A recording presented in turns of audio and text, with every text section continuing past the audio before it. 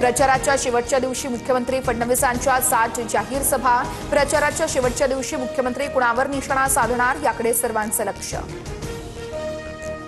सांगलीच्या जतमध्ये अजित पवारांच्या राष्ट्रवादीच्या उमेदवाराच्या घरावर हल्ला। दगडफेकीमध्ये सुरेश शिंदेंच्या घर आणि गाडीचंही मोठं नुकसान। पडळकरांच्या कार्यकर्त्यांवर हल्ला केल्याचा आरोप।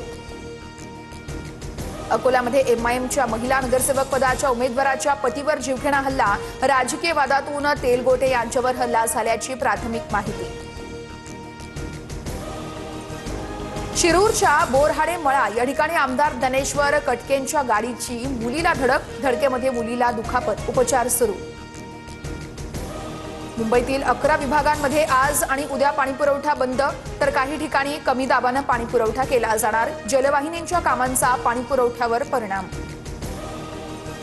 पुणे पालिका कर्मचाऱ्यांना आजपासून बायोमेट्रिक हजेरी बंधनकारक। आयाराम गयारामांना चाप बसणार, तर क्षेत्रीय कार्यालयामध्ये मात्र 1 जानेवारीपासून अंमलबजावणी केली जाणार। फिल्माच्या मृत्यूनंतर छत्तीसगडमध्ये 37 नक्षलवाद्यांचं आत्मसमर्पण। 12 महिलांचाही समावेश। 27 जणांवर 62 लाख रुपयांचं होतं बक्षीस। 2 वर्षांमध्ये 2200 पेक्षा जास्त नक्षलवाद्यांचं आत्मसमर्पण।